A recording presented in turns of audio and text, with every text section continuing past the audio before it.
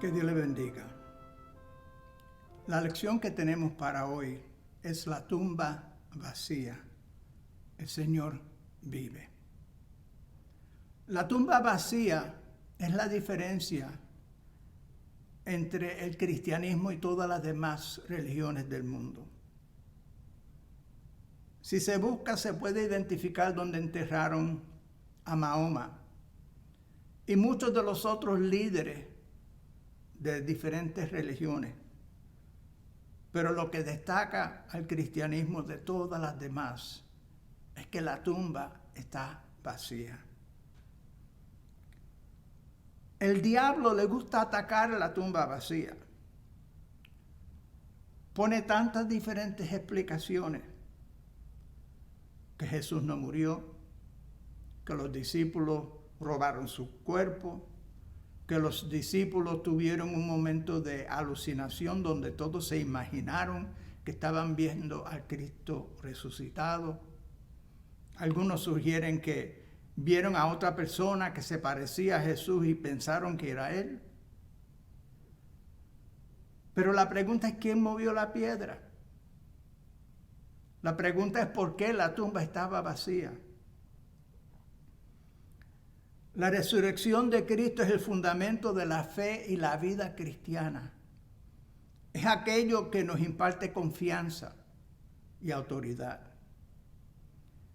En cierta ocasión, un hombre que era ateo decidió escribir un libro para comprobar, sin duda alguna, que la historia de la muerte y resurrección del Señor Jesús no era cierto, que era ficticio, un mito. Él comenzó a investigar, buscar todas las fuentes antiguas que se podían encontrar.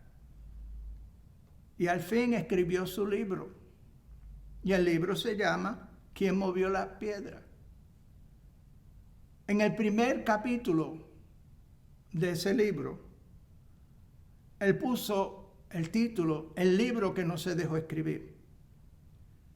Porque aunque él se propuso comprobar que Jesús no había resucitado de entre los muertos, después de hacer esa investigación minuciosa que él hizo, llegó a la conclusión que sin duda alguna Jesús sí resucitó de entre los muertos.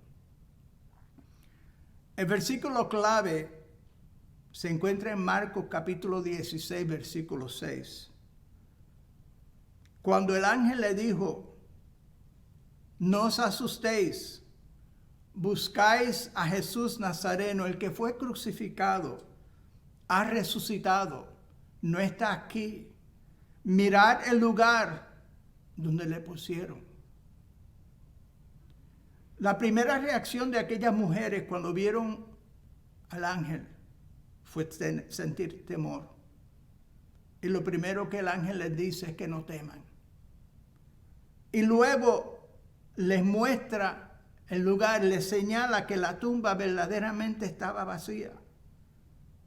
Y les dijo sin duda alguna que el Señor había resucitado. Aquellas mujeres se convirtieron en las primeras evangelistas. Fueron las primeras que pudieron dar las buenas nuevas de que Jesús había resucitado. La lectura en clase se encuentra en el libro de Juan, el capítulo 20. Y dice el versículo 1, el primer día de la semana, o sea, domingo, María Magdalena fue de mañana, siendo aún oscuro, al sepulcro y vio quitada la piedra del sepulcro. Ella aparentemente fue muy de mañana, de madrugada, cuando apenas había salido el sol. Estaba deseosa de ir a ungir el cuerpo de Jesús. Jesús la había libertado a ella de 7 demonios. Y ella había vivido en gratitud hacia el Señor por esa liberación. Y ahora ella pensaba que lo último que ella podía hacer para mostrar su amor y gratitud al Señor era ungir su cadáver. No sabía cómo iba a quitar la piedra, pero estaba determinada que cuando ella llegara allí, de alguna forma iba a encontrar alguna manera de quitar aquella piedra para poder ungir al cuerpo de Jesús. Qué sorpresa de ella cuando llegó al lugar y vio que la piedra la habían quitado. Cuando ella miró y vio que el sepulcro estaba vacío, ella fue corriendo. Dice el versículo 2, entonces corrió y fue a Simón Pedro y al otro discípulo, aquel al que amaba Jesús, y les dijo, se han llevado del sepulcro al Señor y no sabemos dónde le han puesto. Ella fue donde Simón Pedro y aquel otro discípulo al que amaba Jesús, no es otro sino el mismo Juan que escribió este evangelio. Juan tenía una posición muy especial dentro de los discípulos. Se cree que era el discípulo más joven y además de esto, que era primo hermano del Señor Jesús. Quizás esta es una de las razones que la Biblia menciona que Juan se recostaba sobre el pecho del Señor Jesús. Había esa relación íntima, familiar. Seguramente Jesús lo había visto criar. Y allí llega María y les da esta noticia. Se han llevado al Señor del sepulcro y no sabemos dónde le han puesto. Ella estaría completamente atemorizada. ¿Qué pudiera haber sucedido con el cuerpo de Jesús? Quizás alguien lo había sacado para hacerle daño a su cuerpo, para mutilar el cuerpo. Quizás para ponerlo en algún lugar para burlarse de su cuerpo, de su poder que según ellos no tenía. La palabra de Dios nos dice en los versículos que siguen que Juan y Pedro salieron corriendo y llegaron al sepulcro.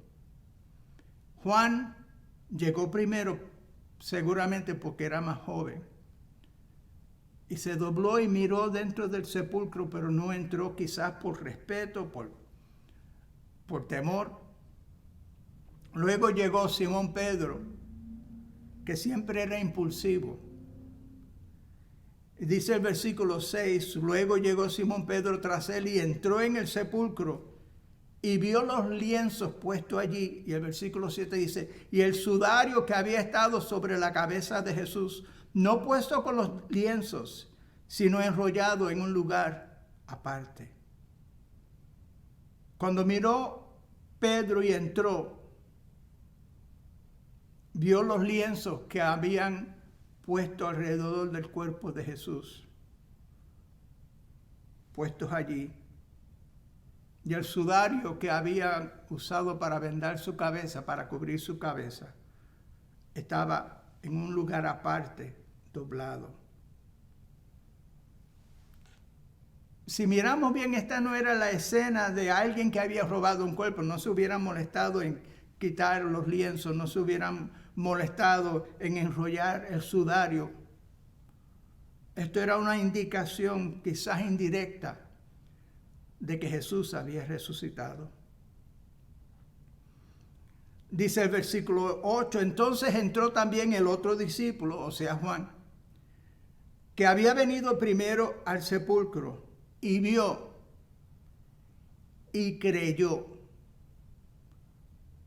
Nos tenemos que preguntar qué fue lo que Juan creyó. ¿Sería que creyó que Jesús había resucitado o sencillamente creyó lo que María había dicho, que se habían llevado el cuerpo del Señor? No podemos estar seguros. El próximo versículo, el versículo 9, nos indica, dice, porque aún no habían entendido la Escritura, que era necesario que Él resucitase de los muertos.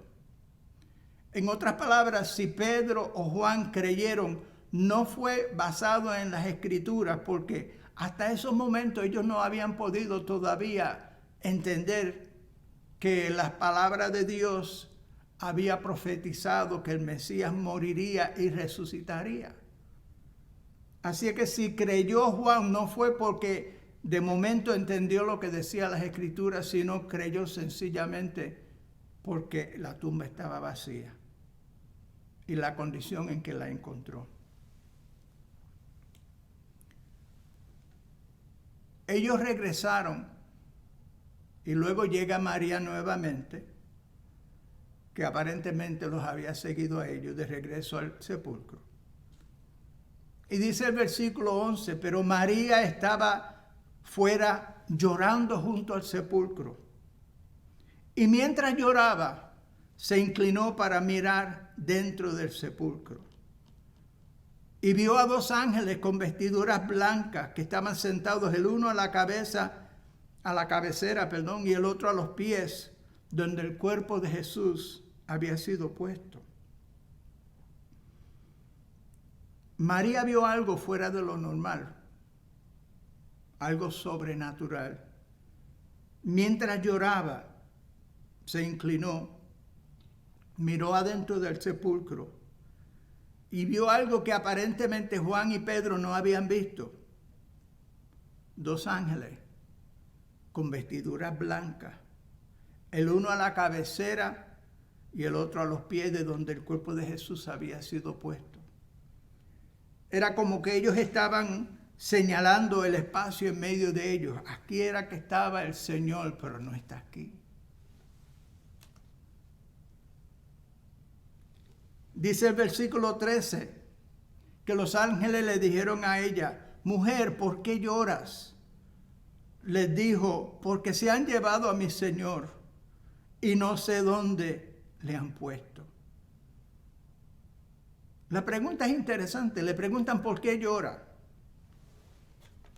Sin duda alguna, María tenía mucha razón para llorar, porque había perdido a su amado Señor, porque no sabía dónde estaba su cuerpo, porque temía lo peor.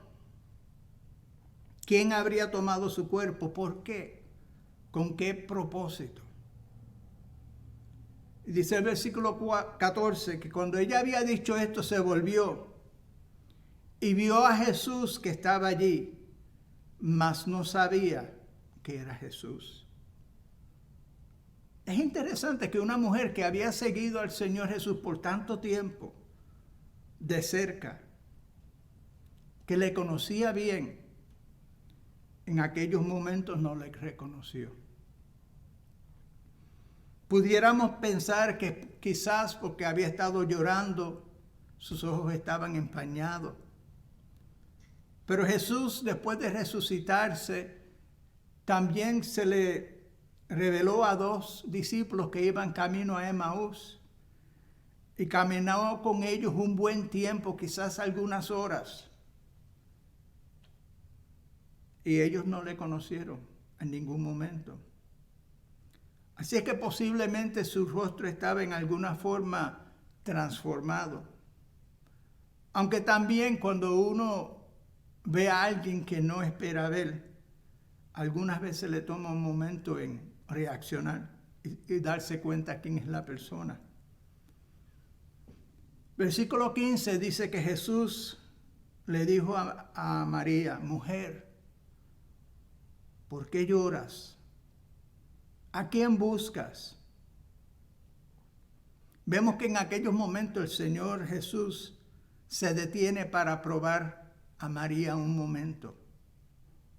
Le hace preguntas que él sabe exactamente la respuesta.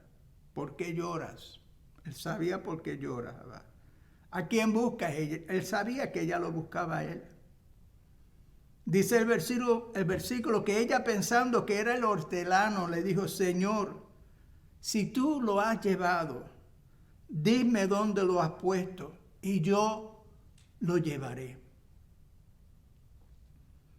Miren el amor que sentía esta mujer, la determinación que ella sentía. En el momento, todavía de madrugada,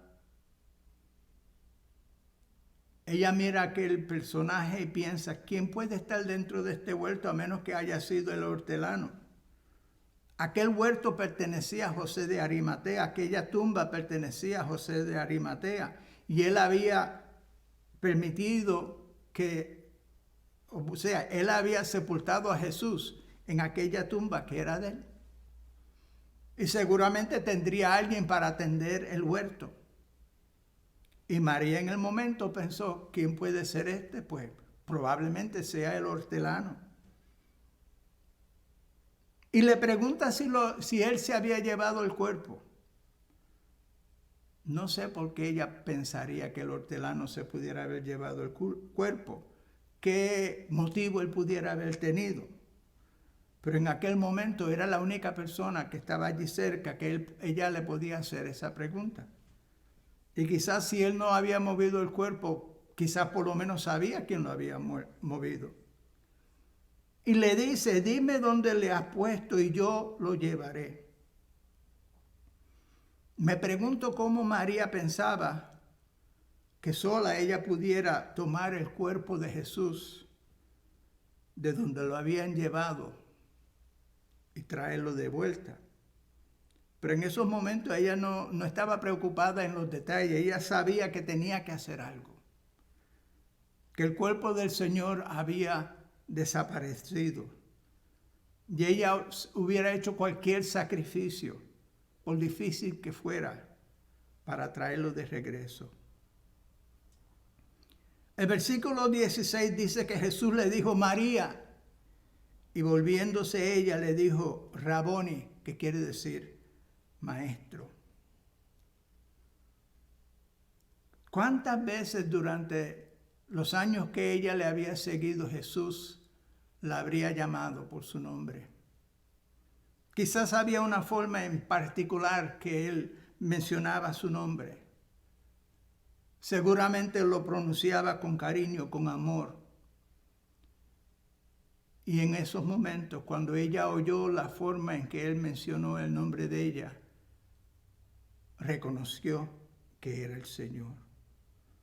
Y por eso le llama Raboni o maestro. Brincamos al versículo 19. Ya María había ido y le había dado las buenas nuevas a los discípulos que el maestro había resucitado. Dice el versículo 19, cuando llegó la noche de aquel mismo día, el primero de la semana, estando las puertas cerradas en el lugar donde los discípulos estaban reunidos, por miedo de los judíos, vino Jesús y puesto en medio les dijo, paz a vosotros. No estamos seguros si fue en el mismo aposento alto donde habían celebrado la cena del Señor, o quizás pudiera haber sido en casa de Juan, que vivía en Jerusalén. Pero ellos habían buscado un lugar para reunirse. Y dice el primer día de la semana, o sea, el mismo día que Jesús resucitó. Y dice que las puertas estaban cerradas. ¿Por qué? Por miedo de los judíos. Los judíos habían tomado a Jesús y lo habían crucificado. Y ahora estaban diciendo que los discípulos habían robado su cuerpo, sabiendo ellos que no era cierto. Y ellos pensarían de un momento al otro, los judíos posiblemente van a venir y nos van a arrestar y nos van a acusar. Y quién sabe qué va a suceder, porque si mataron al Señor Jesús, que nos maten a nosotros. No sería nada extraordinario. Y allí, mientras estaban en aquel lugar con las puertas cerradas, aparece el Señor Jesús resucitado allí en medio de ellos. No tuvo que abrir la cerradura, no entró por una ventana o algo por el estilo. Básicamente nos dice la palabra que Él apareció en medio de ellos. Porque este era el Cristo glorificado. El Cristo que no estaba ya sujeto a los límites que tenemos todo ser humano. y apareció allí en medio de ellos y les dice: paz a vosotros. Paz a vosotros. Era un saludo acostumbrado entre los judíos. Desearle paz a las personas cuando las reciben o cuando se encuentran. Y me supongo que para estos discípulos en aquellos momentos eso era lo más que ellos necesitaban.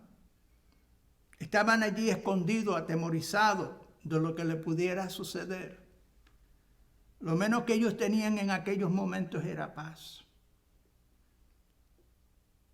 Pero por atribulados que estemos nosotros cuando el Señor llega a nuestras vidas, Él dice en el libro de Juan: mi paz os dejo, mi paz os doy, como el mundo no la da, yo os la doy. No se turbe vuestro corazón ni tenga miedo. Y eso era lo que aquellos discípulos necesitaban en aquellos momentos. También le está expresando paz,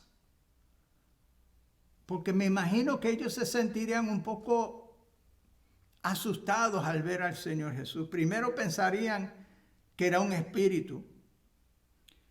Y la palabra de Dios dice que Él confirmó que no era así.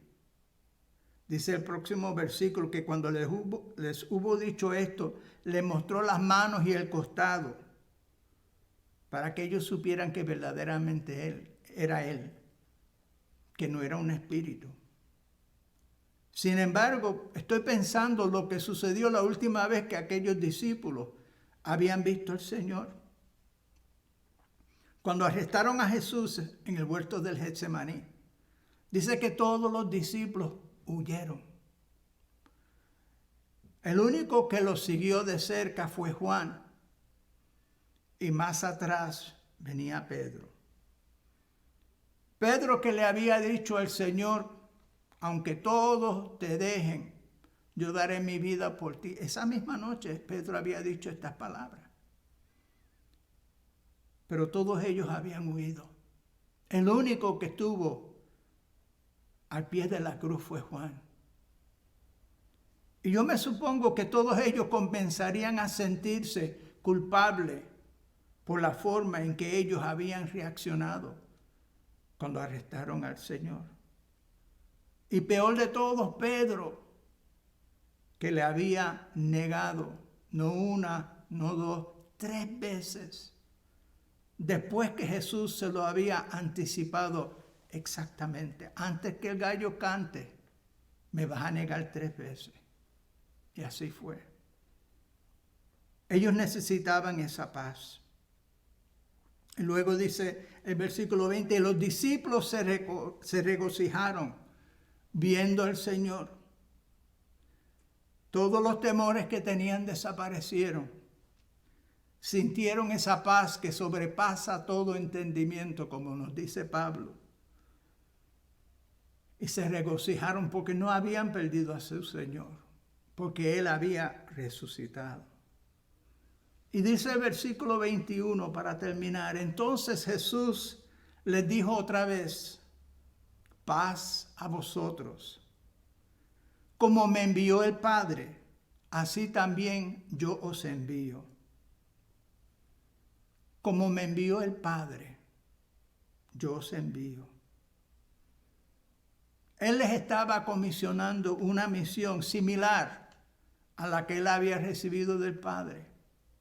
Que dieran las buenas nuevas de salvación.